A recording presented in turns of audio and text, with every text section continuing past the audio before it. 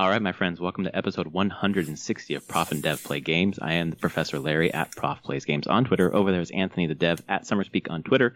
This will be a very short episode, about 1 minute and 30 seconds, so we can get back to playing Assassin's Creed Odyssey. How's that sound? Sounds great. I need to get some more stuff done. Perfect. News, good stuff happened. Games are great. Okay, we'll see you next week, folks. Yep. Cool. Game's good. Play. We're done man. Now. Yeah. Let's dig into AC Odyssey and a couple little news pieces. Kind of meld our what we're playing into just the beginning here, because we are both. You're further than I am, but we are both obsessed with this game right now. So let's just spill your thoughts, man. Okay. So for context, I am 28 hours in and level 20. I just hit 23 today. Dang. So less than a level an hour.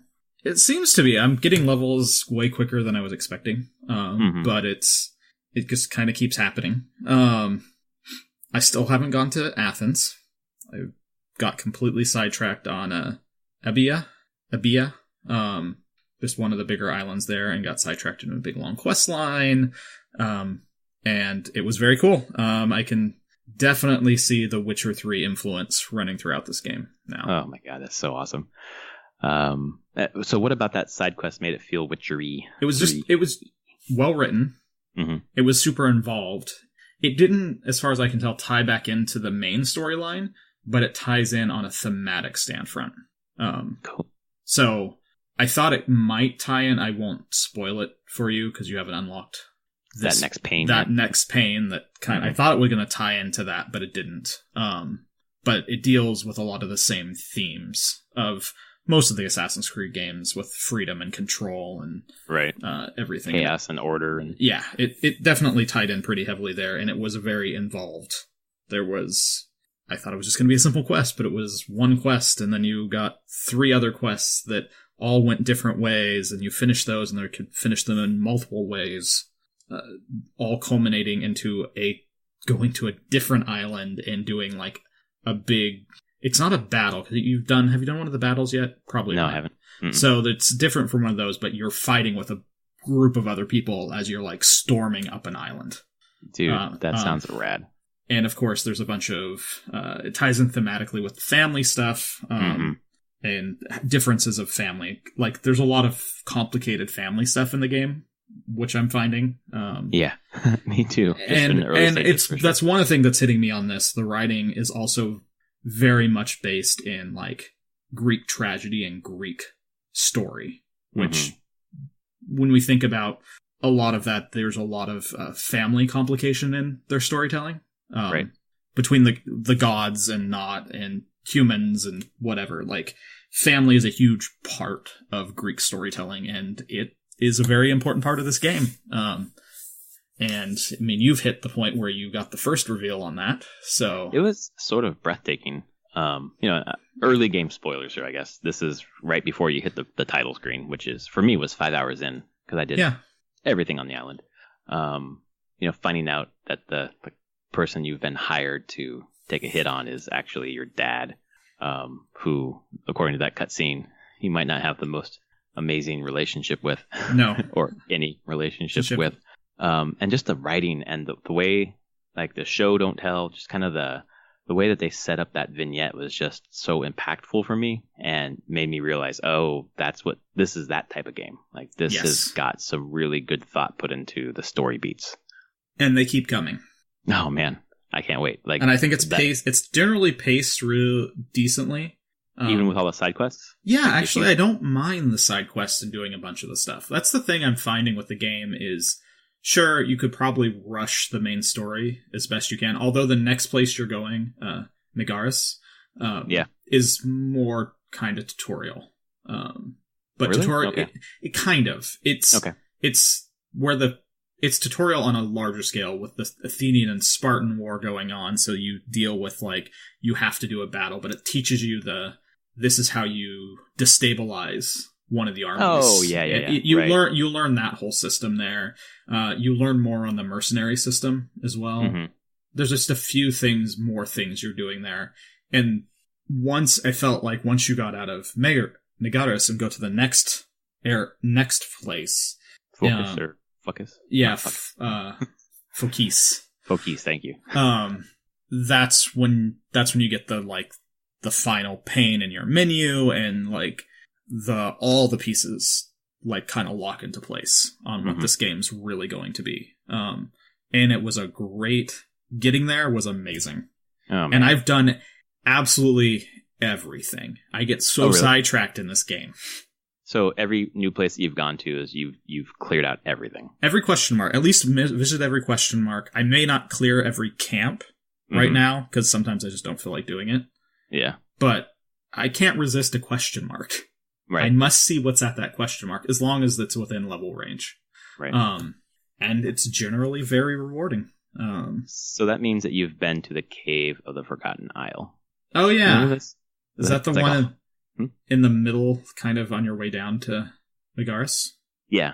Yeah. And there's like a hole in the middle of the island that you drop into, and then you go into this little cavern inside, and it's like otherworldly, Cassandra says, and there's a hole in the wall, and you hear like huge pounding, but she says you're not ready to be there yet. Yeah. Okay. So there's nothing. Okay. I wonder what that is. That's so intriguing. I'm pretty sure it's like in-game content, like a minotaur or something. Yeah. I got the feeling it was like some sort of big troll or something. Yeah. Like an actual troll, not an internet troll, guys. Yeah. Just gonna throw harassing sentences at you constantly. Yes, exactly. Little tweets that pop up in the corner. Yes, I did go in there. I actually went there before I got the archer.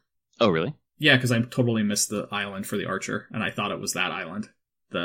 And quickly realized that it was not the right island that I had gone to. Well, there was one that I went to in the opening place. There's Kefalonia, I think it is, and then Ithaca, and then way up northeast there's like a little green island. And I was like, that must be something. So I went up there, and there's just a shipwrecked ship and an island. Seemingly nothing there. I don't know if I was missing something, but then I went over to the Cave of the Forgotten Isle, and then went to get the archer, and I went to I found a carpenter whose brother was on an island with pirates. Right. Did you get that? I did that one. Yep. Yeah. And then I stopped just after I went to the Athenian blockade going into Megaris, and then that's where I stopped. That's where I'm at right now. Okay. And that fight is where I finally, thanks to you, first of all, for explaining the damn controls for using the ship, but finally figured out how to do naval battles. And it was actually, I realized that I needed to approach it differently than how I fight on land, where I kind of just am really aggressive once I'm spotted. I like to do the assassination kind of stealth stuff first, but then I get really aggressive once I'm spotted. But with the ships, I need to just kind of hang back and circle around and kind of be a little more strategic, and then start ramming them when they're low or whatever. And then just boarding. I love boarding the ships. It's so fun. Just to Spartan kick people off the boat. Oh my god, it's so rad. Yeah, I'm definitely playing this more. Like the naval combat, I've done some of it, not a ton, because this is the problem I feel with, not a problem with the game.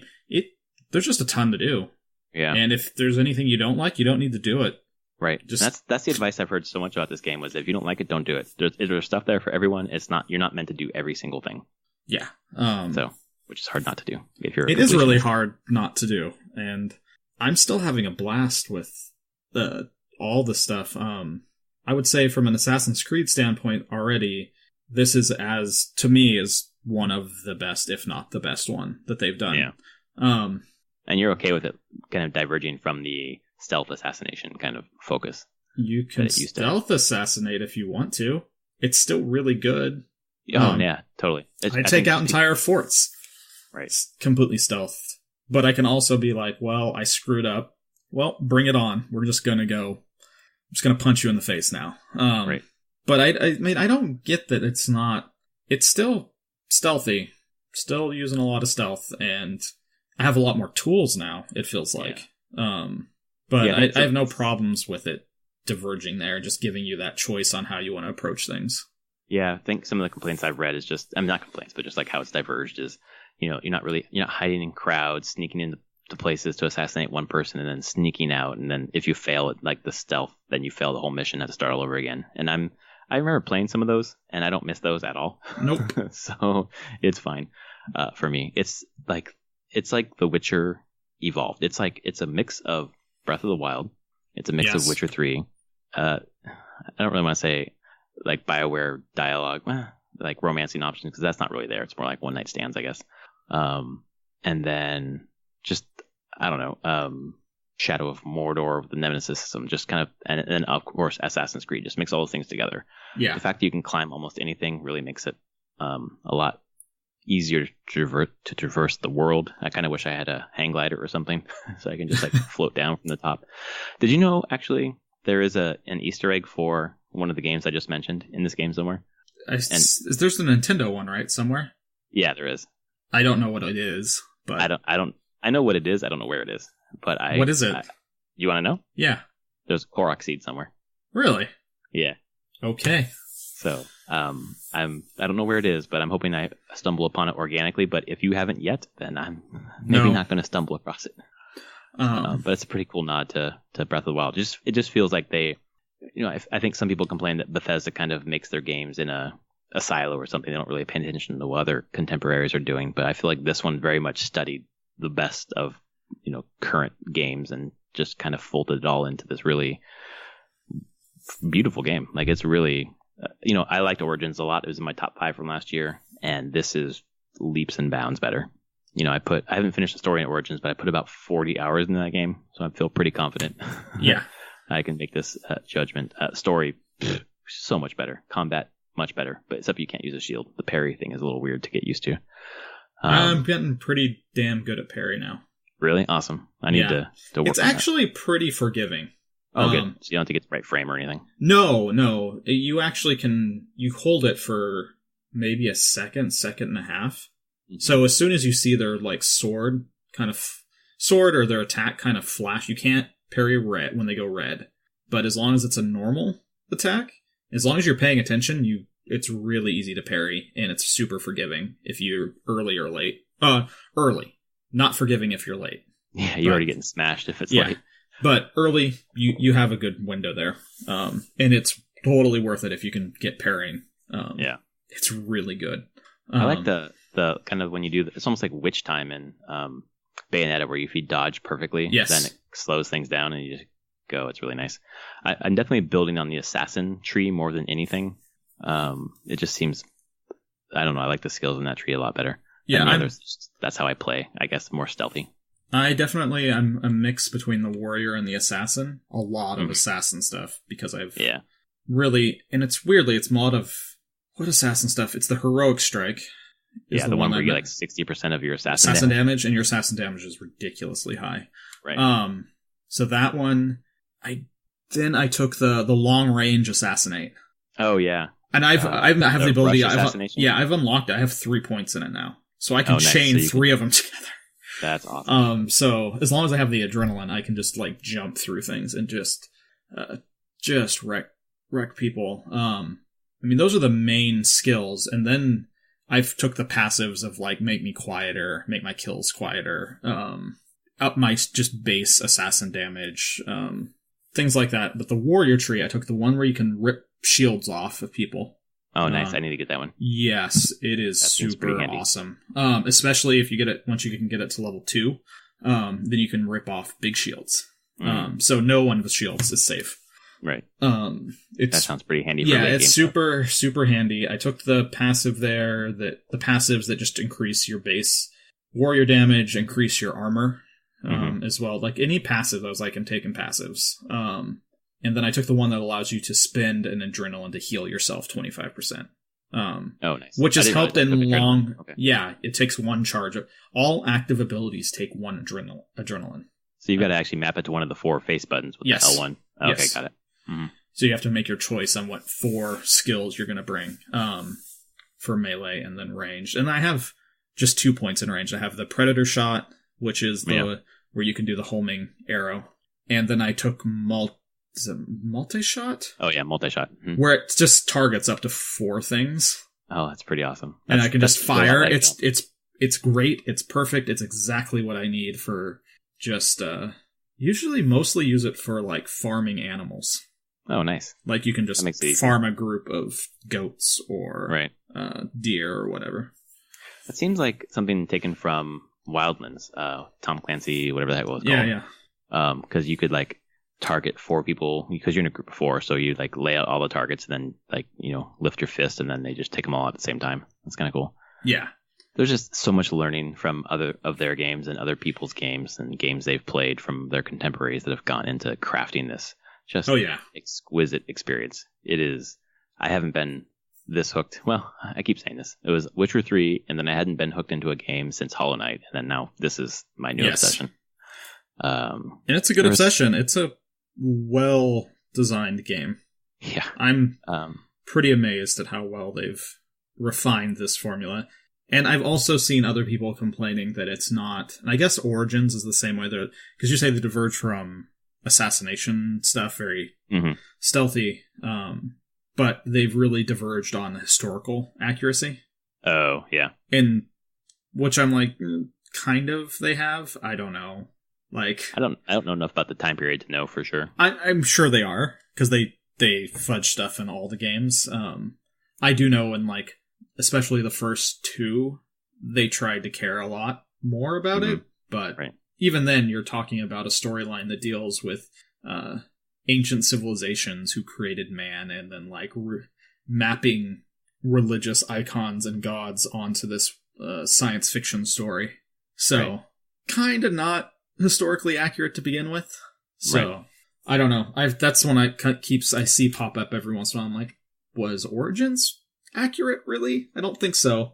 Again, I don't know enough about Egyptian history to know. It feels accurate as far as the world goes, but then you've got the like history mode, tour mode, and that's obviously accurate. I'm sure there's accurate stuff of like the buildings and like what was kind of taking place in the time period. And but even in that tour mode, that you went to like a school and there were like boys and girls studying together, and then that was not historically accurate apparently.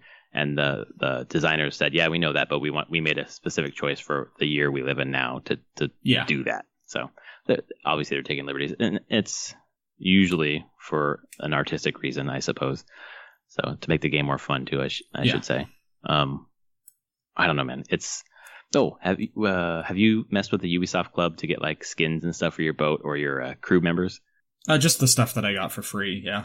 Okay. I unlocked female assassins for my crew, so everyone, it's totally cool. It's and Evie as a lieutenant.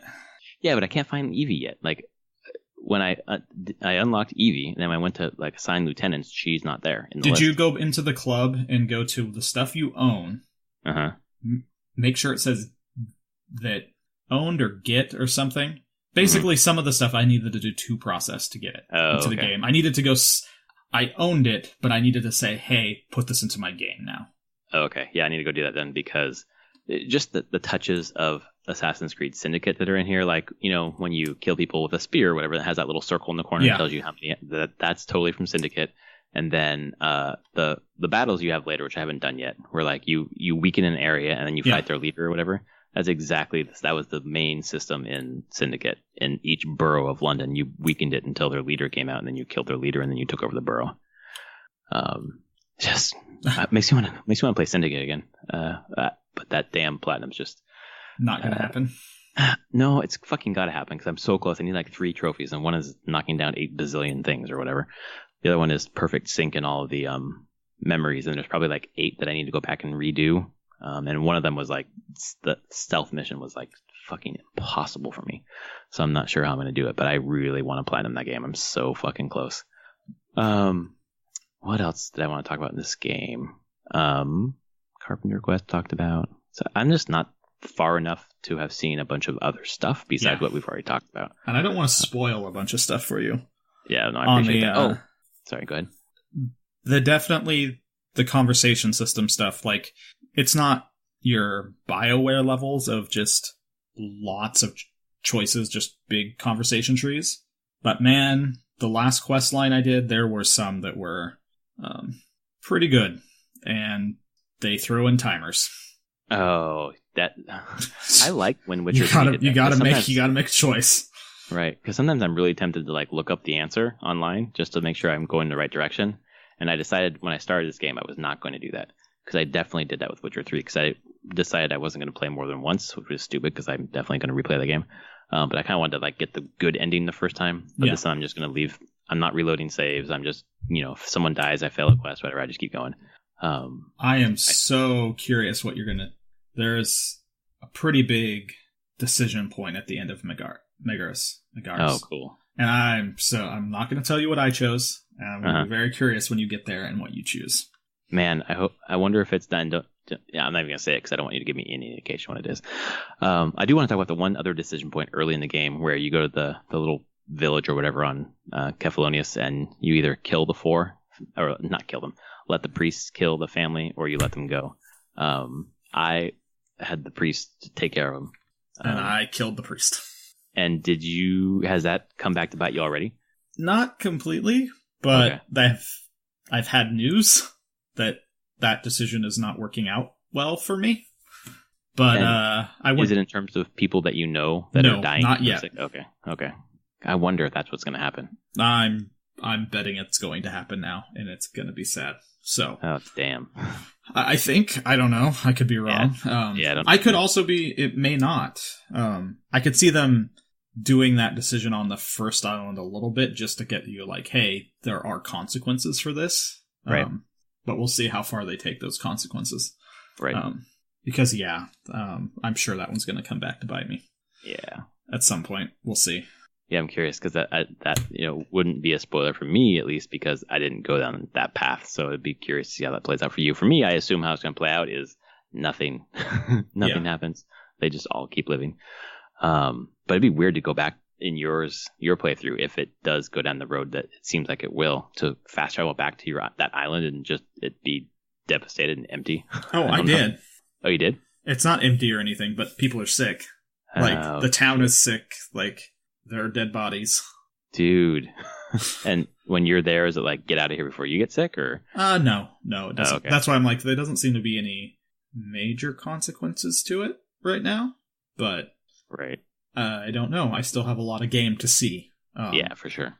Which is another thing where I'm saying I'm 28 hours in, and I don't know how much of the story I'm actually through. I don't think I'm through that much.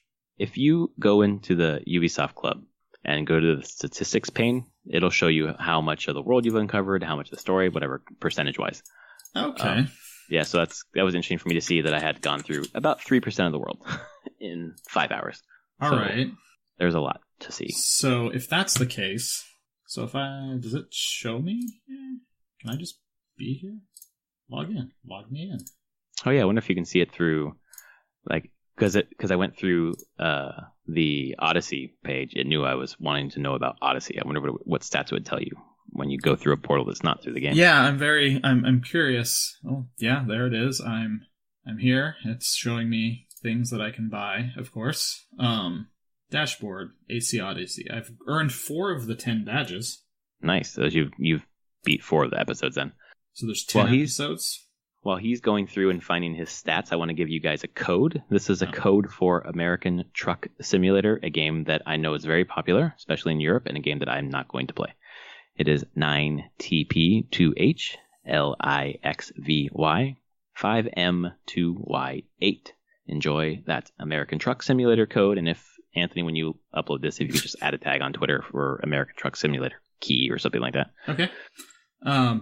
So I don't know what I'm looking for specifically, but it says total progression 26%. Damn. In 28 hours. Yes. That's crazy. I guess there's no like main story one or whatever, but if there's 13 episodes or whatever and you got 4 done, or 12 episodes, I don't know how many there are. Yeah. So that's a thing. Yeah, there's still a bunch of stuff I haven't done. I'm looking at, like, I haven't done the arena stuff. I don't even know. I assume the arena's in Athens, maybe? It must be, yeah. That's 25 or higher, I guess. Oh, I'm getting close. So yeah, 28 hours, 26% of the game done. Total progression. Right. Oh, God, this game's gonna be huge. I just hope the story keeps me hooked. Although I've heard the reviews that said that the ending was really good, so... Awesome. I'm pretty happy. If they keep the main storyline keeping me interested in continuing, I'm sure at some point I'll stop doing all this side stuff and just start really focusing on the main story for a while. Yeah, that's how I got with Origins, where I got about hour 33 or so, and I was just like, I got to beat this before Odyssey, and I just mainlined for another 5 hours, and I got through quite a few quests, but I still had like 4 or 5 left that I didn't quite get to. But up until that point, I was doing as much side content as I could because it was just also interesting and fun. Yeah. But then Odyssey is just on top of that. Just it's another level. Yeah. And the RPG stuff, the gear. Yeah. I'm all in. Yeah. You have Holy crap. What's the coolest thing you found so far? I've got a bunch of a couple legendaries, like 4 or 5 legendaries. I'm just putting together different sets now. Boy, I wish there was a set bonus. Oh, there are set bonuses. Oh, shit. Okay, well, there we go. You'll see specific sets that are like, once you start getting legendary stuff, if it's part of a set, it will actually, hey, this is whatever set and whatever bonus it gives. I've started getting an Agamemnon set. Oh, nice. So I've got 2 pieces of it. I'm not wearing it. It's just but it has a bonus for like 20% increased fire damage. Oh, nice. When you're wearing, like, it's totally meant for a fire build. Right. I have 2 pieces that legendaries of like the snake set that's very focused on venom skills and poisons. So nice. Very assassination focused. Right. Yeah. I highly recommend whenever you find tombs to go into tombs. Okay. Explore tombs, find the stuff in there, get cool things. So it's a fucking mix of Tomb Raider too. All right. Yes. All right. The tombs are very short. Yeah. In comparison to that, but yeah, they're typically somewhat puzzles type related, like figuring out how you're going to traverse through it. Okay. Yeah. I could just keep going on. There's plenty of other stuff to do all the time. It feels like buying blind this plus the season passes was probably a good decision. Oh, yeah. This is a game I want to keep playing. Plus the season pass gives you freaking Liberation and Assassin's Creed 3. So yeah, value is out the roof for this game. Yeah, and just the DLCs that are coming. I know one is Atlantis. Oh, fuck, I didn't know that, really? Yeah, one of them is going to be Atlantis. Okay. And then I can't remember what the other one was. I think they said there's 3, though. There's going to be 3. Well, and this is a game that 3 besides Assassin's Creed 3? Like 3, yes, and then three DLCs for Odyssey. Because this is a game that they want to ride through next year, because there is no... I guess obviously the remaster might be their game for next year, like Ezio Trilogy was for 2017 or 2017. Yeah, I think so. Yeah. But man, it's just this series is quickly becoming one of my favorites. And I want to go back and play some of the other ones eventually, but this game is masterclass. It's like a refined version of The Witcher, and I think nothing will replace Witcher in my heart, but there's some good stuff going on. The thing that I wish they had in this game, and maybe they do and I just don't know it, is like a consistent romance, like, Yen or Triss, instead of just like a bunch of not as far as I can tell right now. Yeah. From what I hear, I don't think that's the case. Yeah, I don't think they do. I guess Odessa comes back later. Oh, she does. She totally does. Right. I pissed her off for sure the first time. Yeah, you'll find her again if you're just wandering around. So there's that. I don't think there's really a focus on like long-term romance at all in the game. Right. It also doesn't really fit the character. I'll be honest. No, for sure, probably doesn't. And what a great character, by the way. Yes. I know that the lines are probably the same for Cassandra and Alexios, but I'm well in love with Cassandra. Yeah. The writing is great. Your options in conversations are great. Give you a great sense of being a complete and total asshole if you want to. Yeah. Or not. Or completely bloodthirsty. Or not. But generally, I feel like you can make the character how you want, but there's at least a sense of like a through line to the character of being like, yeah, she was pretty much wronged by her family. Yep. Is a mercenary. It's pretty PO'd at a lot of the world. So, yeah, that's kind of the thing. Like I said, very Greek hero kind of thing going on there. Yeah, and if they didn't tap into the Greek tragedies, I don't know if we're going to get like Oedipus Rex levels, but... No. Maybe. I don't know. I don't know if you were Alexios, maybe, but...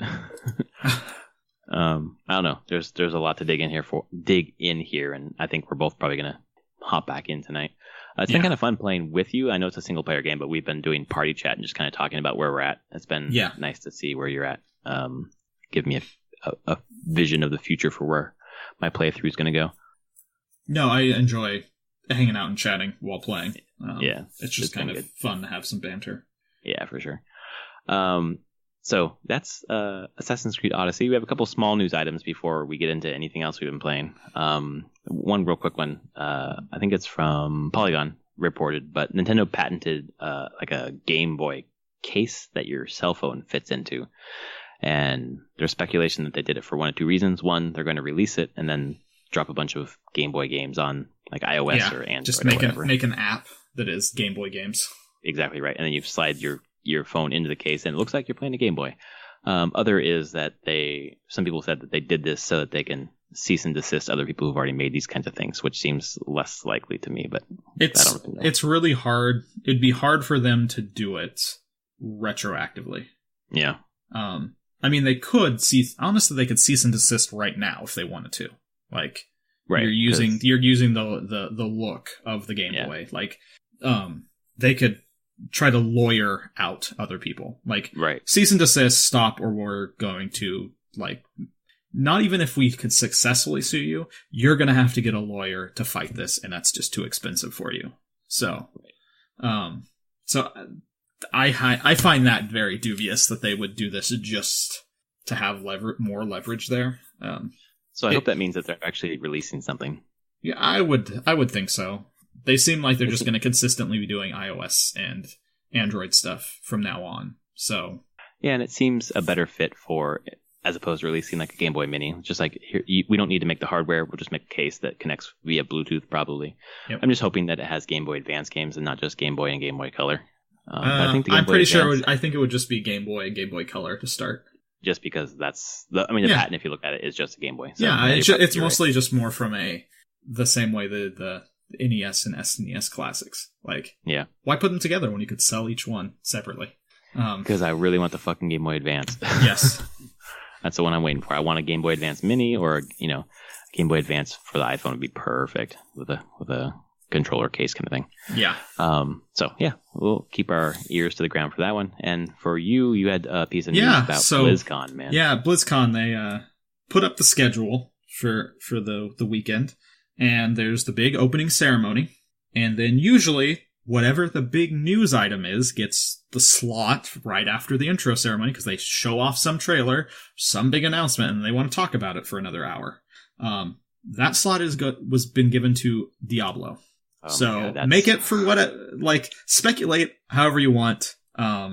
It's Diablo 4 in my opinion, and I bet it's potentially stuff on if that animated Diablo Netflix show is happening. Mm-hmm. It's certainly not to tell everyone, hey, Diablo for Switch is out right now. No, not at all. Got to be something big. Yeah. My money's on Diablo 4, but my question is, if they are talking Diablo 4 at BlizzCon next month, is it coming out in that 2019, 2020? No, I bet 2020. Later? Yeah, okay. I think the earliest would be 2020. Yeah, there's still more to do with Diablo 3, I think. Because it won't be playable. Like, if I'm just going on BlizzCons, let's say they do BlizzCon this year, they announce. Next year at BlizzCon, it's playable. So 2019 BlizzCon, it would be playable with then release sometime in 2020. Yeah, that makes sense. At least that's in my mind how it would go. I mean, there is the chance that they've kept this completely under wraps and it's ready to go and it will be announced and in a playable state at BlizzCon this year. But I doubt it. Like, this stuff leaks out. Like, they don't hide an entire playable game. Right, yeah, no, Diablo for Switch leaked out months and months and months before. Yes. Not just because of their, like, Switch thing, but, I mean, people I know who work there and people who have their, games journalists knew about it too, so. Yeah.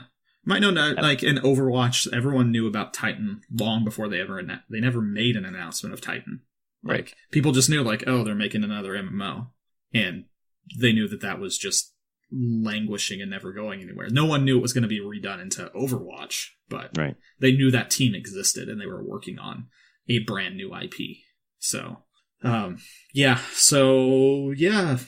is that? November 2nd, I believe. Second or third, or as the whole weekend, I guess. The whole weekend. I think 2nd is November 2nd is the Friday. So that's when we'll get to learn about what's happening. I might have to get a virtual ticket this year because I'm well interested in Diablo. We'll see. Yeah. I don't know if they film that and release the video later or not, but obviously news reports will be happening. But that is very exciting to me because I remember how excited I was for Diablo 3 and how many for years waiting for that game. Not quite as fervent for it right now, but yeah, kind of have other things. There's a lot of good stuff out there. Yeah. Speaking of other things, real quick, the other game I played this week besides Odyssey was Into the Breach on my Switch, and it just finally clicked. I was listening to a podcast, actually it was today, Axe of the Blood God, which is the US Gamers like RPG podcast, and they're interviewing Chris Avallone. Okay. And he was talking about games he's worked on and how he likes to get into other genres just to kind of see how they deal with, problems that RPGs have too, in terms of like game design or whatever, and how they deal with it and fix it. And he was talking about how he did writing for Into the Breach. And I was like, wait, what? I didn't know that you had wrote for Into the Breach. So I loaded it up. I was headed to the coffee or tea shop to relax a little bit. So loaded it up and finally understood just the mechanics, like how to anticipate and like the synergy between the characters and lining things up so that like 3 different attacks from my characters led to like something happening down the road. It was just I started to see it a lot more as the game of chess that it is, rather than just like taking out a character immediately. Like there was a lot more thought going on today, and then I finally made it to the end of the first island, and then got totally smoked by making a couple of dumb mistakes. It is totally a puzzle game, really. Yeah, it's in the veneer of a tactics game, but it is actually a procedurally generated puzzle game. And that's the tack I took today, and that's when it finally clicked. And I was just like, it was like a 45-minute run, and then it starts all over. And I just immediately wanted to dive back in, but I had to get back home. Our little one has some diarrhea problems going on right now, so we had to go get some stuff at the store and bring it home. So I feel bad for my little one, but that game sings. Like, it's really well done on the Switch too. It's a really nice pick up and play, do a 45-minute run and then put it down and pick it up again later. But that's it. I put 6 hours into Odyssey and 45 minutes into the Breach this week, and that's all I've played this week. Yeah. I mean, honestly, mine's all been Odyssey all the time. Yeah, of course. I'm sorry, Hollow Knight, but I have ancient Greece to run around and enjoy. You'll get back to it or not. I will. Hollow Knight's incredible, but this is obviously a different beast. Yeah, and I want to say another level too. Although I was thinking about it for Game of the Year stuff. Like, Celeste is up on my list, Hollow Knight's up on my list, and this certainly will be up on my list.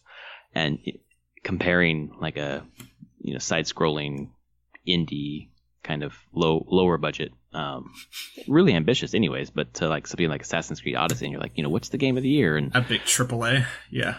It's hard to I understand why a lot of times the indies kind of get shut out of those categories, just because the grandeur of something like Odyssey or Red Dead is just going to outstrip Celeste, which is unfortunate because, I don't know, I think pound for pound, and I think it's surprising even to me, I think probably Celeste is the number one for me so far this year, even though Hollow Knight captured my mind. Just something about the raw gameplay of Celeste and the story just still echoes. But anyway, we probably want to get back to Odyssey. Yes. So unless there's anything else you want to talk about, we can wrap this episode up and jump back in. Nope, I'm going to set sail to Athens finally. It's going to be great. Cool. Well, I'll join you in about 10 minutes. And for everyone else, this has been episode 160. I'm at Prof Plays Games. Over there is at Summer Speak, and we are going to Greece. Later. Night, folks.